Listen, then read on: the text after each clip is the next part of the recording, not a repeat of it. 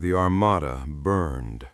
3 million ships reduced to debris in 7 hours. The Krell sovereignty called for emergency reinforcements across 12 systems.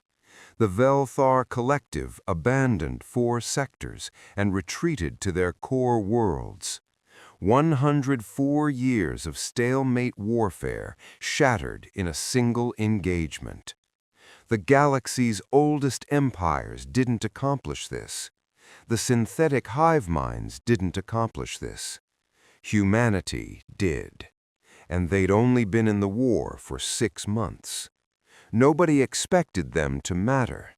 Earth was catalogued as Species Index 7749. Primitive FTL capability. No gravitic weapons. No shield matrix technology. No psionic potential. They'd discovered the quantum fold drives only 18 years before the galactic coalitions made contact. 18 years. Most species needed millennia. But that wasn't what made them dangerous. What made them dangerous was what they said when the coalition of aligned systems descended to the human homeworld with a proposal. Ambassador Velshara of the Luminous Accord descended to the human homeworld. She carried with her the historical archives of the 100-year conflict. 2 galaxy-spanning alliances locked in eternal war. The coalition of aligned systems versus the hegemony of ascended races. Trillions dead, thousands of worlds scarred. A conflict so old that neither side remembered the original cause, only that it could never end. Because ending meant losing, and losing meant extinction. Velshara showed them everything. She showed them the burning of Trelvak, a garden world of 9 billion souls turned to glass. She showed them the siege of the Korath Belt, 73 years of continuous combat in a single star system. She showed them the Treaty of Endless Vigilance, the galactic agreement that this war would never expand beyond the contested sectors, that it would be fought with honor, with rules, with limits, because both sides knew what unlimited warfare meant, mutual annihilation. So they fought their civilized war. They engaged in scheduled fleet actions. They avoided civilian centers. They maintained supply lines that both sides tacitly agreed not to completely destroy. It was war as cultural institution, war as galactic tradition, war as the terrible, necessary constant. The humans listened in silence. When Velshara finished, the Secretary General of Earth stood. His name was Marcus Kata. He asked one question. "Why are you telling us this?" Velshara's translator rendered her response with crystalline clarity. "Because the hegemony is recruiting. They've made contact with your neighboring species, the Drex Confederacy. If the Drex join the hegemony, your worlds become strategically relevant. You have a choice. Join the coalition, join the hegemony, or remain neutral and hope the war doesn't devour you anyway." Marcus Kata stood silent for 7 seconds. Then he asked another question. "If we join your coalition, do we fight by your rules?" Velshara didn't understand the emphasis. The conventions exist to prevent total war. They protect all species from winning? The humans said it so quietly, but it landed like a shock wave. From extinction, Velshara corrected. Unlimited warfare leads only to extinction. Marcus nodded slowly. "We'll need 48 hours to present this to our world government." Velshara agreed. She returned to her ship, carrying the distinct impression that she'd made a catastrophic mistake. But the coalition needed ships, they needed soldiers, they needed resources. Humanity had all three. 2 days later, Earth transmitted its decision. They would join the coalition of aligned systems, but they had conditions. 17 pages of conditions.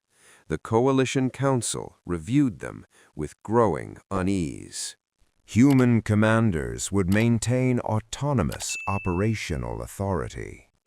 Human vessels would not be required to transmit tactical data to the coalition networks. Human industrial capacity would be self-directed. And most troubling of all, human forces would engage enemy targets according to human military doctrine, not galactic convention. The coalition Grand Marshal, a Krell war leader named Thros, rejected the terms immediately. Unacceptable. We do not grant member species the authority to commit war crimes on our behalf. The human response came 6 hours later. Not from Marcus Keita, from someone named Admiral Sarah Okonkwo. Her message was 4 sentences long. You've been fighting for 104 years and achieved nothing. We've been fighting wars for 10,000 years and conquered our entire planet. Either we fight our way or we don't fight at all.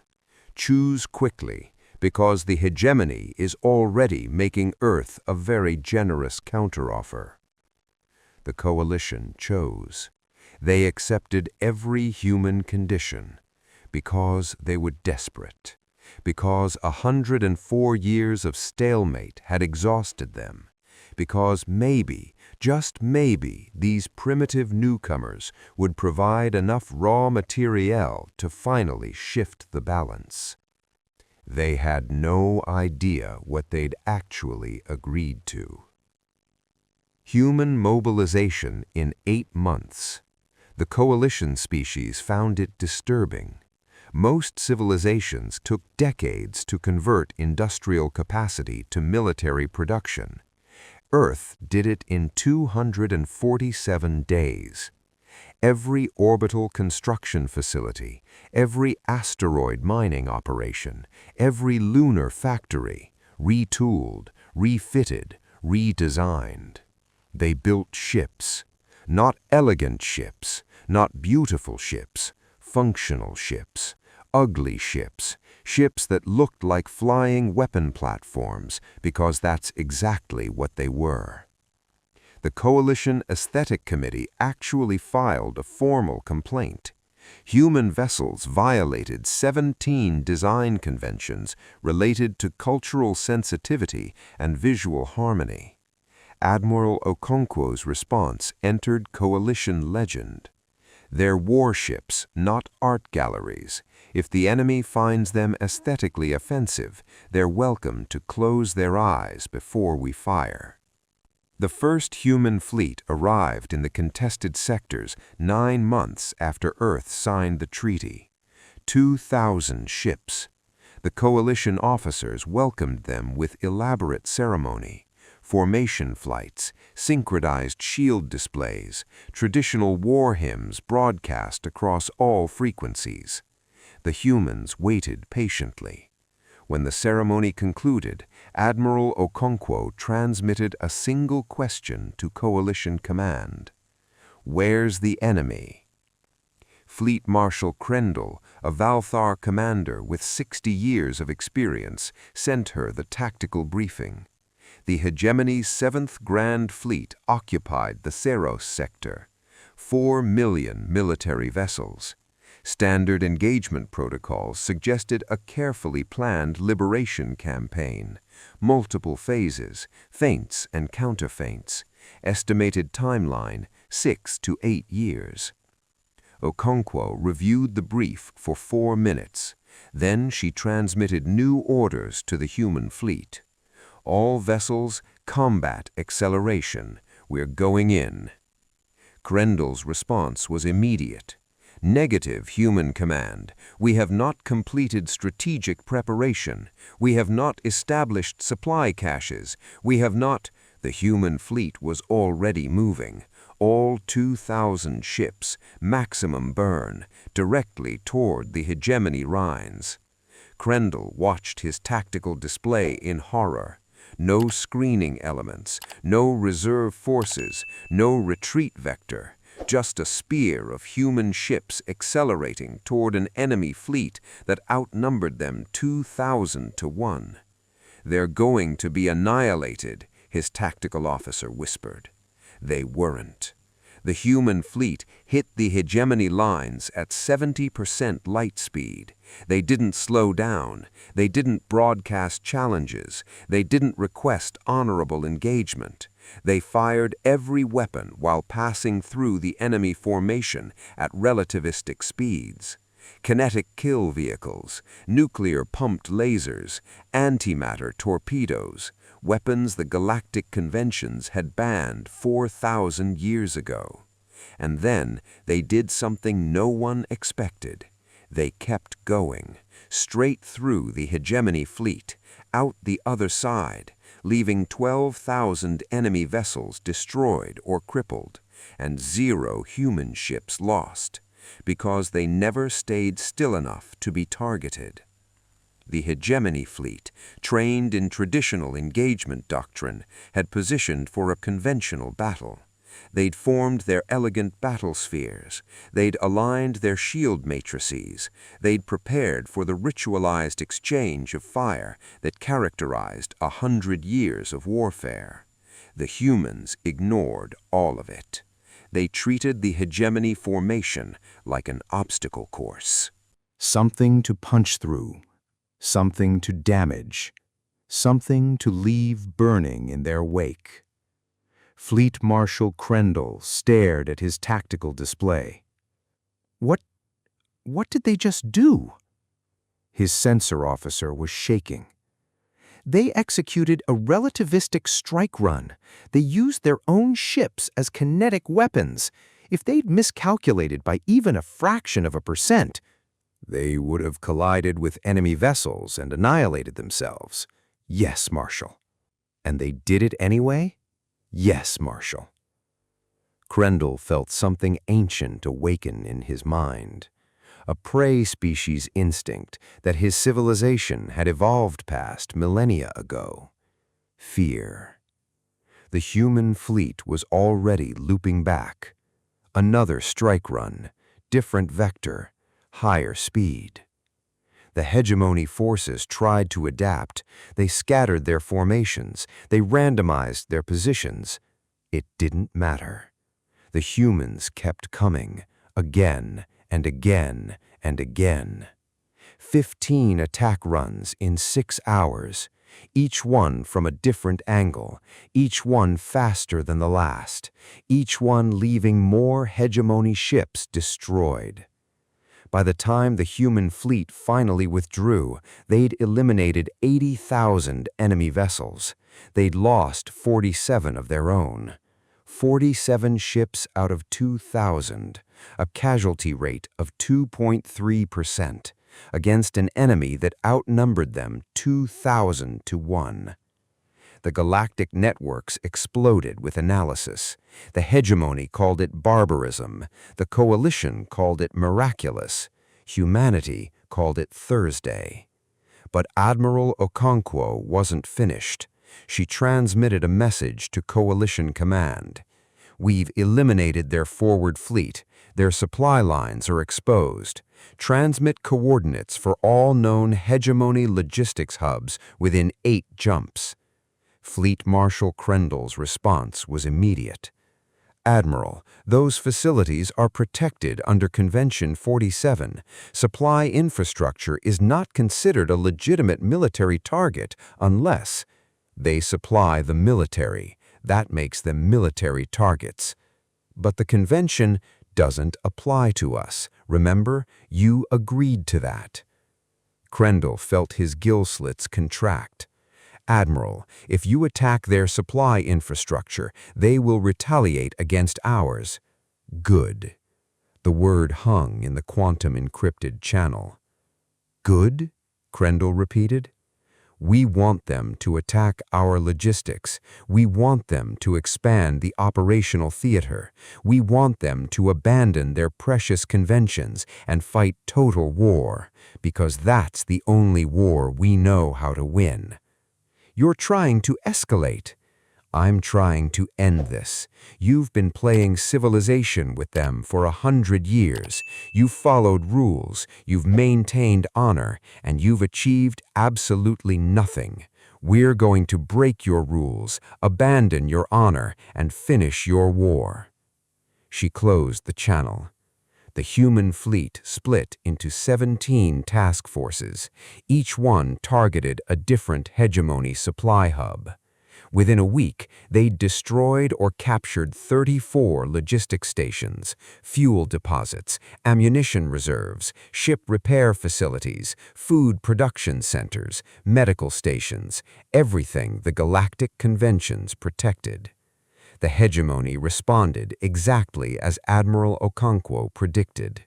They abandoned the conventions. They attacked coalition supply lines. For the first time in 104 years, the war became total. And that's when humanity revealed what they'd really been planning. The coalition didn't have exposed supply lines because humanity had already moved them. In the 9 months since Earth joined the war, Human Logistical Corps had quietly relocated every critical coalition supply facility. They'd moved them deeper into protected space. They'd fortified them. They'd hidden them. They'd created decoys, elaborate, expensive, convincing decoys. When the hegemony struck coalition supply lines, they destroyed empty stations, hollow facilities, sophisticated traps. 40% of the hegemony's offensive fleets were ambushed while attacking targets that didn't actually exist. The galaxy's military analysts couldn't believe it. They prepared for total war before the war even became total. A Krell strategist broadcast on the public networks. They knew the conventions would collapse. They wanted the conventions to collapse. They've been planning this since the beginning. She was wrong. Humanity had been planning it since before the beginning. The human military had spent 18 years preparing for interstellar conflict. Since the moment they developed FTL capability, they'd studied every spacefaring species, they'd analyzed every historical conflict, they'd built contingency plans for wars that didn't exist yet. Because that's what humans did. They prepared for the worst, and then they made the worst happen to someone else. 3 months into humanity's involvement, the hegemony sued for a temporary ceasefire. They needed to regroup. They needed to adapt to human tactics. They needed time. The coalition was prepared to grant it. A 6-month ceasefire was standard practice. Both sides used them to recover. Humanity vetoed it. Admiral Okonkwo's statement was brief. The enemy is damaged. We don't give damaged enemies time to heal. We finish them. Fleet Marshal Krendel tried to explain. Admiral, our forces also need recovery time. We've sustained losses. Our crews are exhausted. A ceasefire benefits both. Rotate your crews. We are. What? Human vessels operate on rotating crew schedules. We don't need to pause military operations for personnel rest. 1/3 of our crews sleep, while the other 2/3 maintain combat readiness, continuously. That's not possible. The psychological strain. We've been doing it on Earth for 10,000 years. It works fine. But the conventions specify that don't care.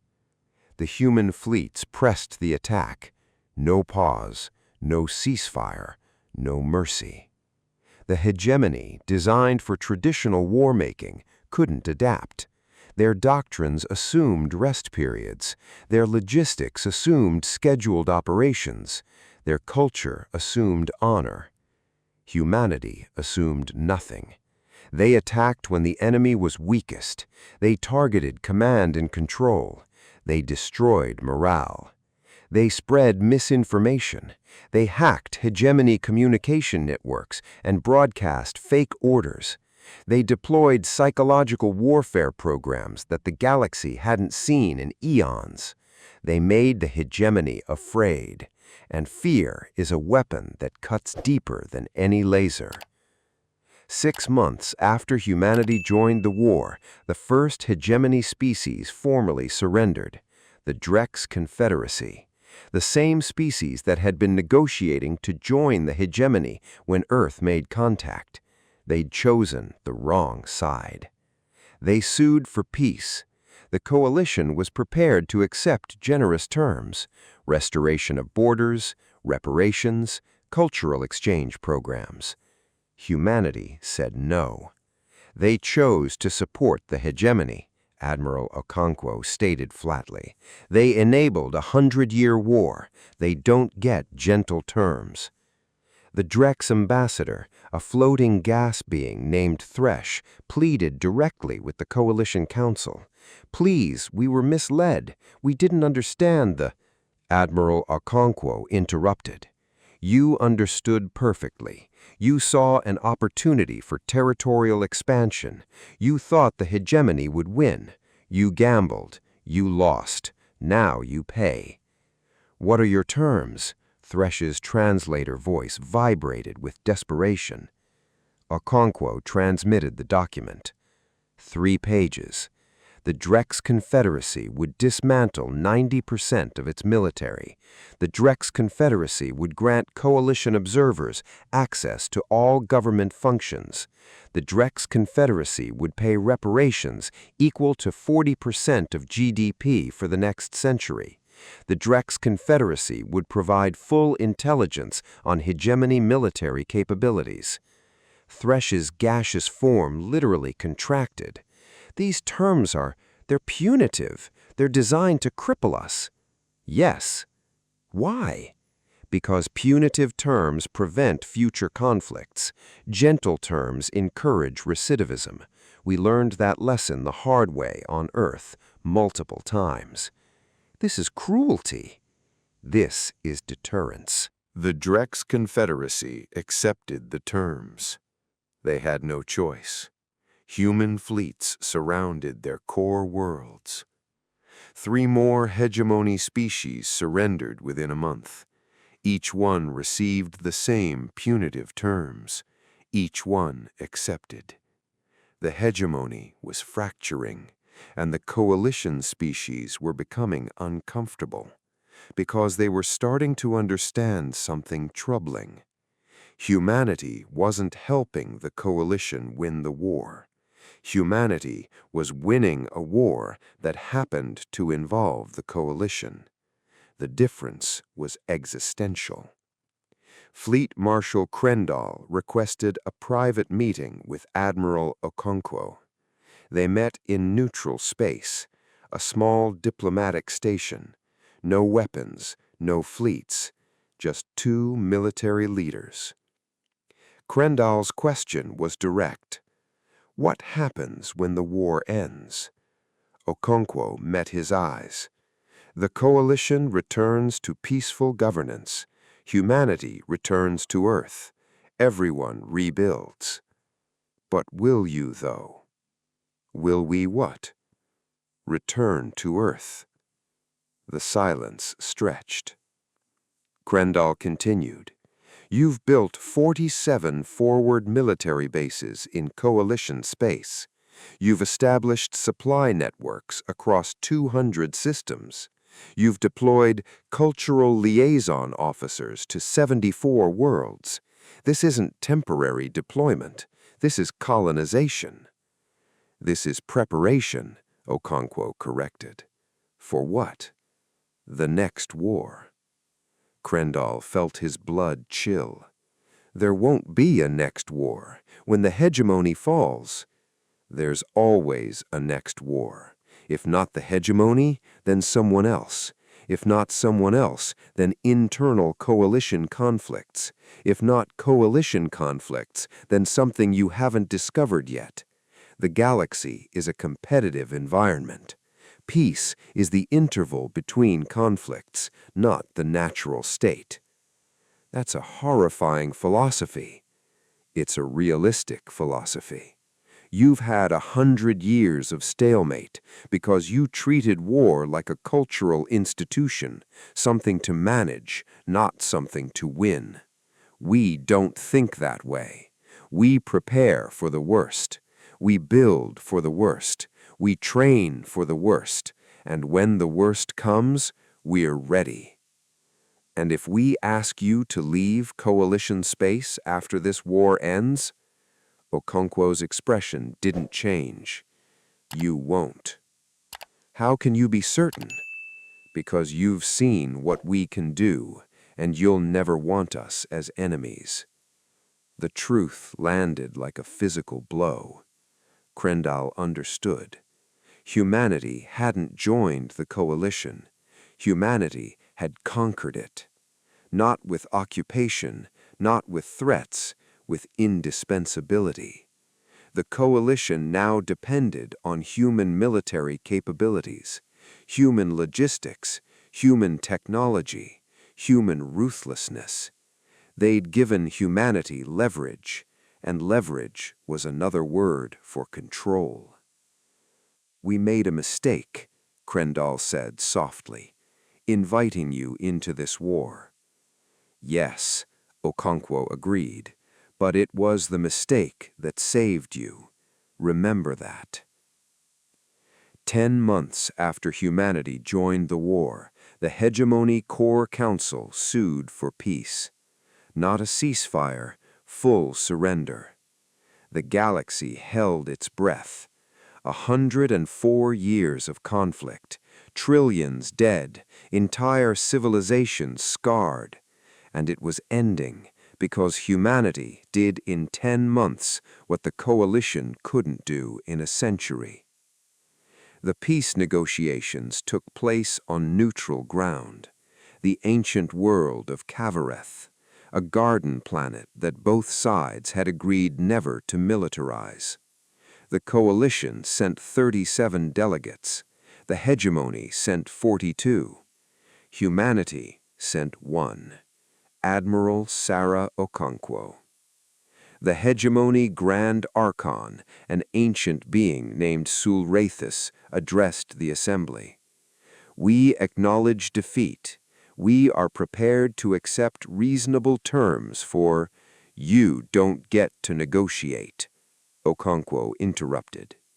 The chamber went silent. Velshara, representing the coalition, stepped forward carefully. Admiral, perhaps we should allow the hegemony to present. They surrendered unconditionally. That means they don't present anything. They accept.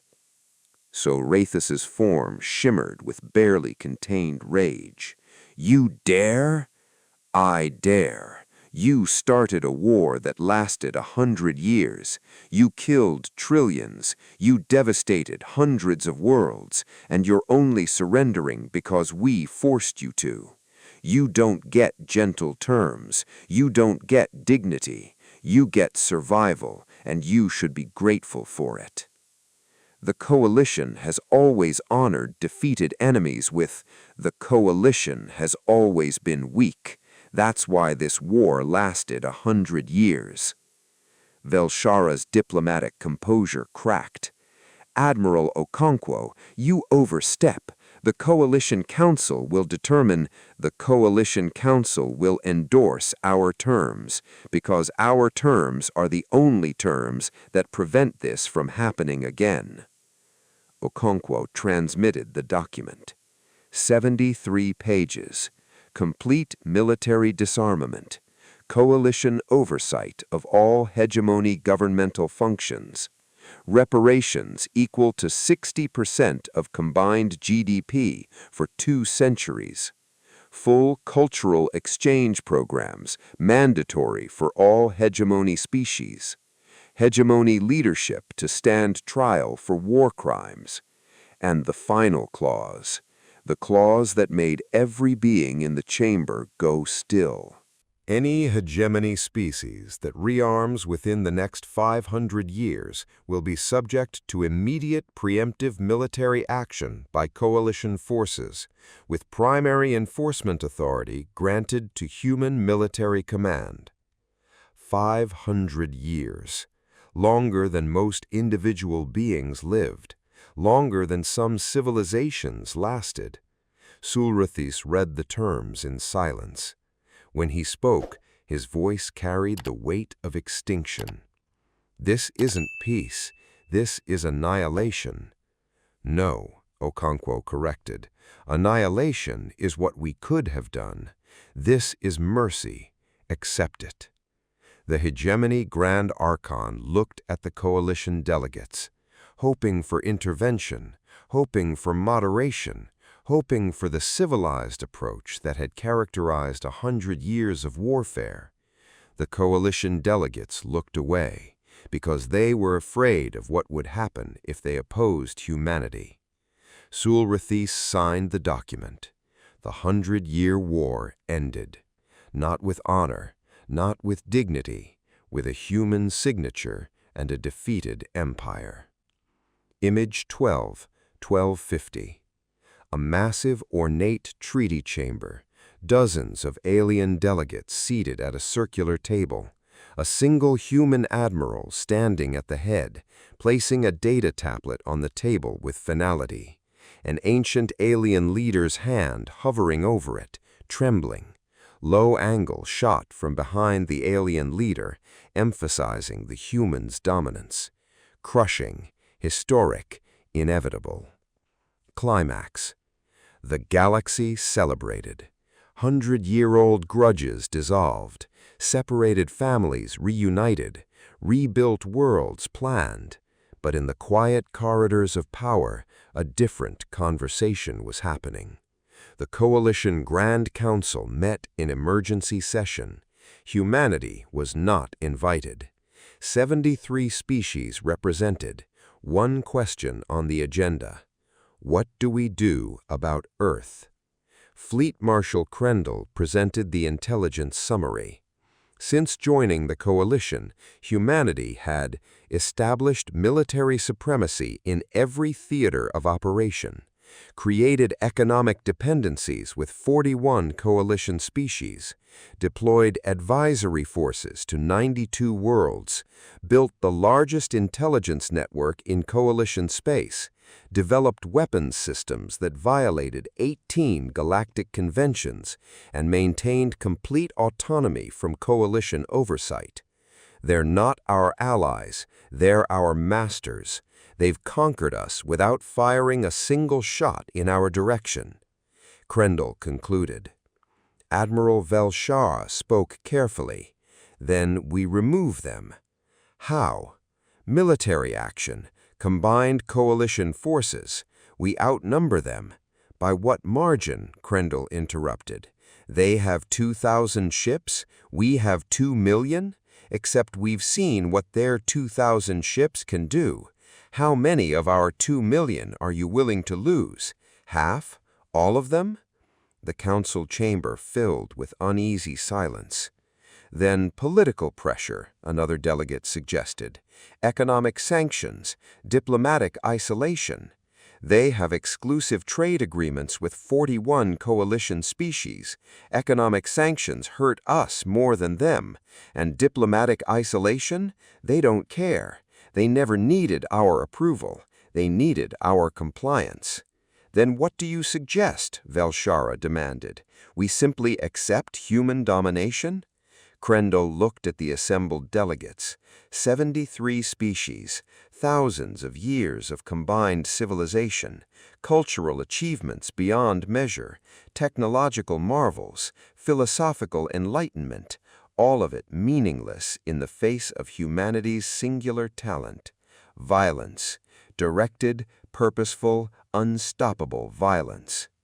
I suggest, Krendel said quietly, that we make them need us. Explain. Humans are good at war, exceptional at war. but they're newcomers to galactic civilization. They don't have our cultural networks. They don't have our historical knowledge. They don't have our diplomatic subtlety. They need us to translate their power into lasting peace. They need us to civilize them. And if they refuse to be civilized, then we're already conquered, and this conversation is pointless. The vote was unanimous. The coalition would attempt to culturally integrate humanity, to soften them, to civilize them, to transform them into conquerors, into partners. It was a good plan. It might have even worked if humanity hadn't been listening the entire time. Image 13, 1400. A secret coalition council meeting, aliens in a dimly lit circular chamber, speaking in hushed, urgent tones. In the foreground, a tiny hidden surveillance device on the wall, a small red light blinking. Close-up on the device with the blurred meeting in the background. Paranoid, revealing, outplayed. Lieutenant Commander James Chen sat in his intelligence office on Earth, reviewing the intercepted recording. He'd predicted this meeting 6 weeks ago. Humanity's intelligence apparatus had been monitoring coalition leadership since the first diplomatic contact. Every communication, every private meeting, every whispered conversation. The coalition thought they were being careful. They weren't. Chen prepared his report for Admiral Okonkwo, but before he transmitted it, he paused. He'd spent 2 years studying coalition species, learning their cultures, understanding their values. They weren't evil. They weren't even wrong. From their perspective, humanity was terrifying, an aggressive newcomer species that solved a 100-year-long war through systematic brutality. Of course they were afraid. Of course they wanted to contain the threat. Chen transmitted the report, with a personal note at the end. Recommend we let them try. Admiral Okonkwo read the report in her private quarters aboard the UESS Indomitable. She read Chen's recommendation. She smiled. She sent a message to the Secretary General. Coalition leadership plans cultural integration to moderate human influence. Recommend we accept their overtures. Let them think it's working. Marcus Keita, now 3 years into his role managing humanity's galactic presence, understood immediately. The coalition wanted to civilize humanity. They wanted to teach humans to value honor over victory, ethics over effectiveness, civilization over conquest. They would fail. But in trying, they would invest themselves in humanity's success. They would create cultural ties, educational exchanges, artistic collaborations, economic integration, all of it binding the coalition closer to Earth, making separation impossible, making resistance unthinkable. The coalition thought they were civilizing humanity. They were actually being assimilated. Keita approved the strategy. Earth began accepting coalition cultural advisors. Human children began learning coalition languages. Human universities began teaching coalition philosophy. Human artists began incorporating coalition aesthetics. And slowly, carefully, humanity began to change. Not in the ways the coalition hoped. They became more sophisticated, more diplomatic, more culturally nuanced, but no less dangerous. They learned to wrap their iron fist in velvet, to coat their threats in politeness, to disguise conquest as cooperation. They became what the coalition feared most. Everything the coalition was, plus everything the coalition wasn't. 20 years after humanity joined the 100-Year War, the galaxy barely remembered what the coalition was like before Earth. Human influence was everywhere. Human language became the informal galactic standard. Human cultural products dominated entertainment networks. Human philosophy courses were mandatory in coalition universities. Human military doctrine was studied by every species. Human advisors sat in every major government, and humanity's population was expanding into coalition space, not through conquest, but through invitation. Species after species requested human colonists for their work ethic, for their innovation, for their protection. Because in a galaxy still recovering from a 100-year war, having humans on your world meant safety. It meant no one would dare attack you, because attacking a world with human populations meant war with Earth, and no one wanted war with Earth. The coalition had won the 100-year war, but humanity had won the peace. Admiral Sarah Okonkwo, now retired, gave a lecture at the Coalition Military Academy, a mixed audience of alien and human cadets, future officers of a unified defense force. A cadet asked the question everyone was thinking. "Admiral, did humanity plan this, the cultural dominance, the political influence? Did you know this would happen when you joined the war?" Okonkwo considered the question carefully. "No," she said finally, "we didn't plan for cultural dominance." The cadet looked relieved. "We planned for survival," Okonkwo continued. "Everything else was just the natural consequence of being very, very good at it." The lecture hall went silent. "You invited us into your war because you were desperate.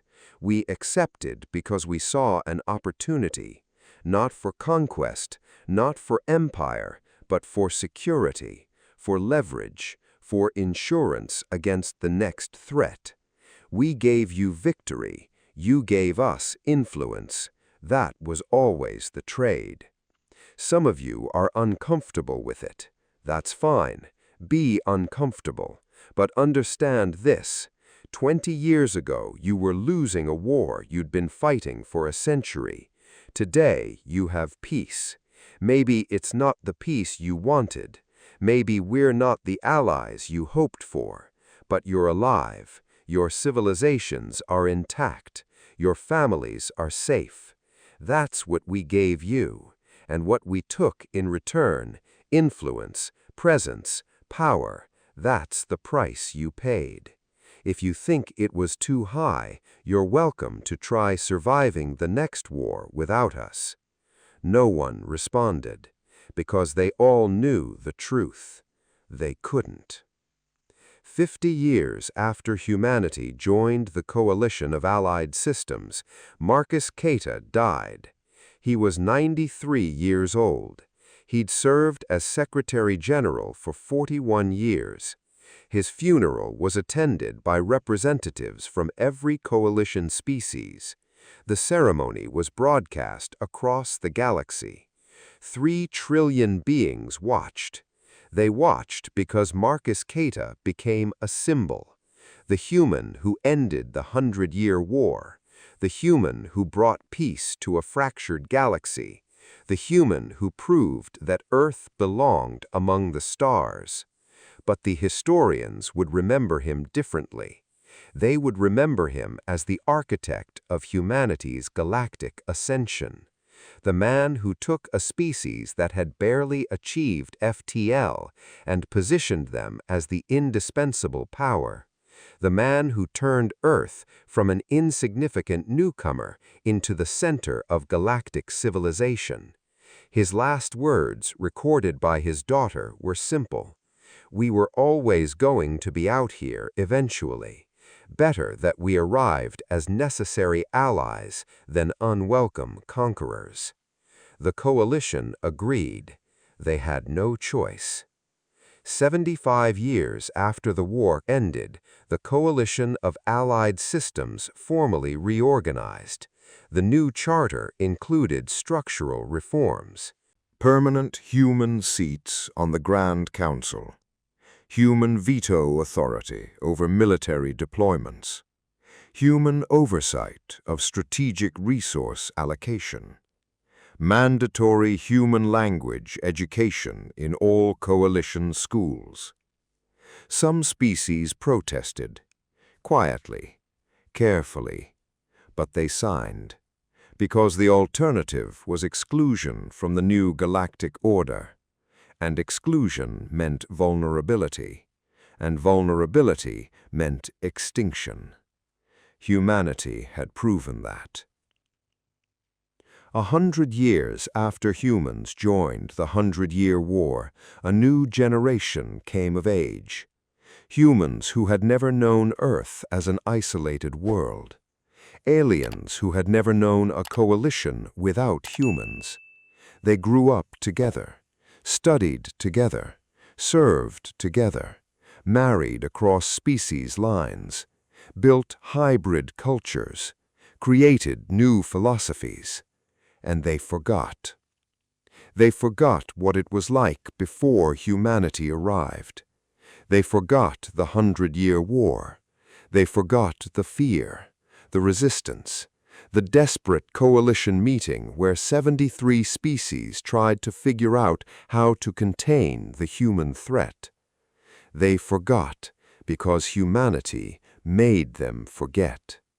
Not through force, through presence. Through persistence, through being everywhere, always, inevitably. The galaxy was at peace, and humanity was the reason, both for the peace and for the necessity of maintaining it. In the Coalition archives, deep in the restricted military history section, a document was sealed. Classification level, absolute. Access restricted to Grand Council members only. The document was a simulation, run by Coalition Strategic Intelligence in the weeks after humanity first joined the war. The simulation modeled long-term outcomes. 3 scenarios. Scenario 1. Coalition loses the war. Hegemony dominates the galaxy. Coalition species face subjugation or extinction.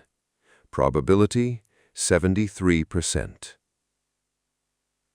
Scenario 2. War continues indefinitely. Stalemate persists for another century. Both sides slowly collapse from attrition. Probability 24%. Scenario 3. Coalition wins the war. Hegemony is defeated. Peace returns to the galaxy. Coalition resumes pre-war status quo. Probability 3%. The simulation was run before humanity's first engagement. It was updated after the war ended. New scenario added. Scenario 4. Humanity wins the war on Coalition's behalf. Coalition becomes dependent on human military capability. Humanity gradually assumes dominant position in Coalition power structure. Within 3 generations, human cultural and political hegemony becomes irreversible. Coalition effectively becomes extension of human influence. Probability 97%. The simulation had been accurate, terrifyingly accurate. Fleet Marshal Krendel, in his final report before retirement, added a note to the classified file. We made our choice. We chose survival over sovereignty. We chose victory over independence. We chose humanity over extinction. History will debate whether we chose correctly, but history exists because we made that choice. That will have to be enough. The document remained sealed for 200 years. When it was finally declassified, the galaxy barely reacted, because by then it didn't matter. The question wasn't whether humanity dominated the coalition. The question was whether that was actually a problem. And most beings, living in the longest period of galactic peace in recorded history, decided it wasn't. They'd traded independence for stability, sovereignty for security, cultural autonomy for survival. It was a trade the coalition made willingly, when they were desperate, when they were losing, when humanity was the only option left. And humanity had delivered. They'd ended the war. They'd secured the peace. They'd protected the coalition from external threats for 2 centuries. The price was submission, but it was submission so gradual, so gentle, so wrapped in partnership and cooperation that most beings didn't even notice. And the ones who did notice decided it was acceptable. Because the alternative was remembering what the galaxy was like before humanity arrived. The 100-year war, the endless death, the civilization screaming into the void and receiving only violence in return. Humanity silenced that, not with peace, with superior violence, with violence so overwhelming, so precisely applied, so strategically deployed, that peace became the only rational option. That was humanity's gift to the galaxy. Not civilization, not philosophy, not culture. Peace through the promise of annihilation. And the galaxy accepted it, gratefully. 300 years after humanity joined the coalition, an alien anthropologist named Kesvara published a controversial thesis, titled The 100-Year War: How Humanity Conquered the Galaxy by Saving It. The thesis argued that humanity's involvement in the coalition was history's most successful conquest, not through occupation, through indispensability. By making themselves necessary, humans had made themselves unchallengeable. By solving an unsolvable problem, they had positioned themselves as the solution to all future problems. By winning a war the coalition couldn't win, they had proven that coalition survival depended on human participation. The thesis was academically rigorous, historically accurate, thoroughly documented, and it generated almost no controversy, because everyone already knew. The conquest was complete, the integration was total, the transformation was irreversible. Humanity had become the spine of galactic civilization. And trying to remove a spine kills the organism. Kesvara was interviewed on the primary galactic networks. The host asked the obvious question. Your thesis essentially argues that humanity conquered your species and mine. Doesn't that anger you? Kesvara's response became the most quoted statement of the century. Why would I be angry? I'm alive. My species exists. My civilization thrives. 300 years ago, we were dying in a war we couldn't win. Humanity saved us. Yes, they benefited enormously. Yes, they positioned themselves as the dominant power. Yes, they essentially conquered us, but they conquered us by making us successful, by making us safe, by making us prosper. If that's conquest, then conquest isn't what we thought it was. Maybe it's not about armies and occupation. Maybe it's about being so valuable that exclusion becomes unthinkable. Humanity didn't conquer us. We conquered ourselves by needing them. The interview went viral. Not because it was controversial, because it was honest. The galaxy had made its peace with human dominance, because human dominance was the reason there was peace. And after 300 years, an entire generation had grown up believing that was the natural order. that humanity belonged at the center, that human authority was legitimate, that the galaxy was better because humans were in it. It was the final stage of conquest, when the conquered don't remember being conquered, when the occupied don't realize they're occupied, when submission feels like partnership. Humanity had mastered it, not through malice, through patience, through competence, through being exactly what the galaxy needed at exactly the right moment, and then never leaving. On Earth, in the Museum of Galactic Integration, a single exhibit stood alone, a recreation of the Coalition's council chamber, the room where humanity accepted the Coalition's invitation, where Marcus Keta asked his question, "If we join you, do we fight by your rules?"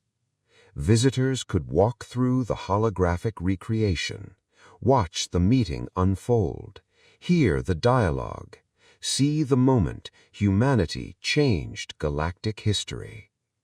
But the exhibit included something else, a secondary display, rarely noticed, easily overlooked. It showed a simulation. What would have happened if humanity had declined the Coalition's invitation, if Earth had remained neutral, if humans had stayed in their own small sector of space? The simulation was grim. The hegemony would have eventually recruited the Drex Confederacy. With the Drex, the hegemony would have achieved strategic superiority. The Coalition would have collapsed within 20 years. The hegemony would have turned toward neutral space. Earth would have been discovered. Earth would have been given an ultimatum: join the hegemony or face annihilation. And Earth, isolated and outnumbered, would have had no choice.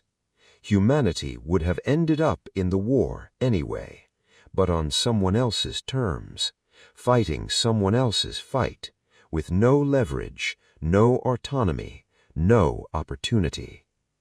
The simulation made it clear. Humanity didn't join the war because they were aggressive. They joined because refusing meant eventual subjugation. They demanded autonomy because they'd studied Earth's history. They'd seen what happened to species that became junior partners in someone else's empire. They disappeared, absorbed, erased. Humanity refused erasure. So they joined the war on their terms and turned it into their empire. Not through evil, through foresight. Through understanding that in a competitive galaxy, you're either predator or prey, either dominant or dominated, either necessary or disposable. Humanity chose necessary, and built everything else from there. 400 years after humanity joined the Coalition, the galaxy faced a new threat: the Cascade Collective. A machine intelligence from beyond the galactic rim, self-replicating, relentless, expanding. The Coalition detected them early. Long-range sensor networks picked up anomalous activity in the outer reaches. Coalition science teams investigated. They found entire systems consumed, matter converted to computational substrate, organic life eliminated as inefficient. The Cascade Collective was coming, and it was vast. The Coalition Grand Council convened, emergency session, every species represented. The human delegate was a woman named Admiral Keta, great-great-granddaughter of Marcus Keta. She listened to the intelligence briefing in silence. The Cascade Collective controlled 4,000 systems. It was expanding at an exponential rate. It would reach Coalition space in 30 years. Current projections showed total galactic consumption within a century. The council dissolved into panic, species representatives shouting over each other, proposing evacuation, proposing negotiation, proposing surrender. Admiral Kita stood. The council held its breath. She spoke 4 words. "We've done this before." The room held its breath. 400 years ago, the coalition faced an existential threat, a 100-year war you couldn't win. You invited us in. We won it. This is the same thing. Bigger scale, different enemy, same solution. You're suggesting we can defeat a machine intelligence that controls 4,000 systems? Someone asked. I'm not suggesting anything. I'm telling you we will, because the alternative is extinction, and humanity doesn't accept extinction. How can you be certain? Admiral Kiza smiled, the same smile her great-great-grandfather wore when he asked about fighting by coalition rules. Because we've been preparing for this since we learned the galaxy existed. We've run the simulations, we've built the weapons, we've developed the strategies. You thought we were paranoid, maintaining the largest military in coalition space during peacetime. We weren't paranoid. We were ready. Ready for what? For this, for the next threat, for the next war, for the thing you don't see coming. That's what humanity does. We prepare for the worst, and then we make sure the worst happens to our enemies. The Council authorized full human military authority, again, because they had no choice, again, and humanity went to war, again. The war against the Cascade Collective lasted 70 years. Humanity fought it the only way they knew how, total war. No conventions, no limitations, no mercy. They deployed weapons that made coalition species uncomfortable. Planet cracker devices, stellar destabilizers, self-replicating counterviruses. Weapons designed not to defeat enemies, but to erase them. The Cascade Collective learned what the hegemony learned 400 years earlier. Humanity doesn't fight to win battles.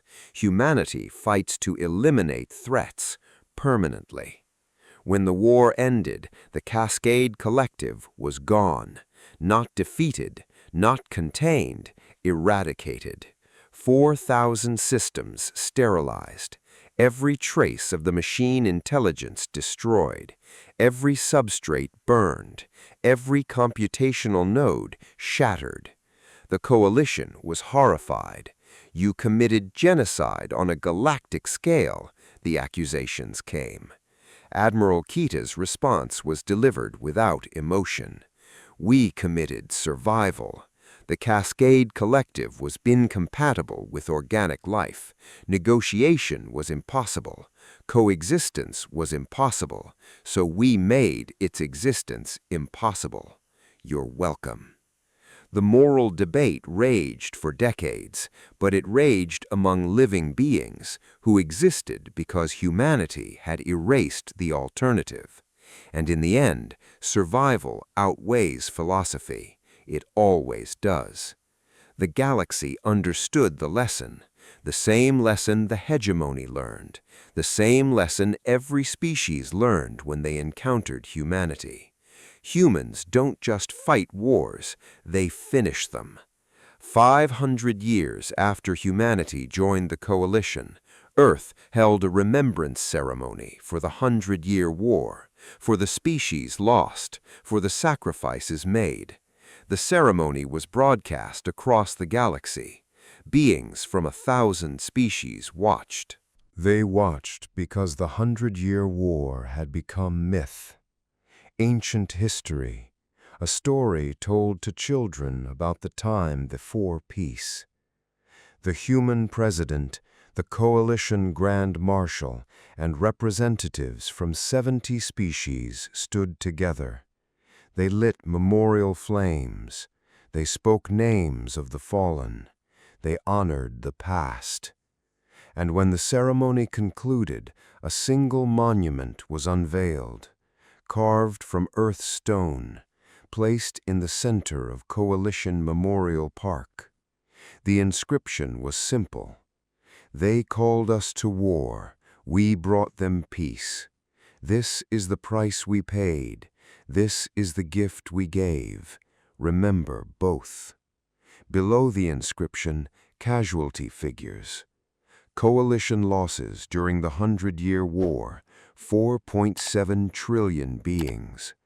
Human losses during the 100-Year War, 47 million beings. The numbers told the story. Humanity arrived late, fought briefly, lost comparatively few, and changed everything. Some said the monument was arrogant. Some said it was necessary. Most said it was honest. Humanity paid a small price for a galactic transformation. They'd turned that price into eternal leverage, into permanent position, into 500 years of dominance. And they'd done it by being exactly what the galaxy needed when it needed it most. Dangerous, effective, unstoppable. The ceremony ended. The crowd dispersed. The galaxy continued. Under human protection, under human guidance, under human authority. Not because humanity demanded it, because the galaxy couldn't imagine any alternative. That was the final victory, not conquering the enemy, conquering the very concept of what civilization could be. Humanity didn't just win the war, they won the definition of winning, and they'd never let it go. Humanity actual, not a myth, not a legend, the real thing.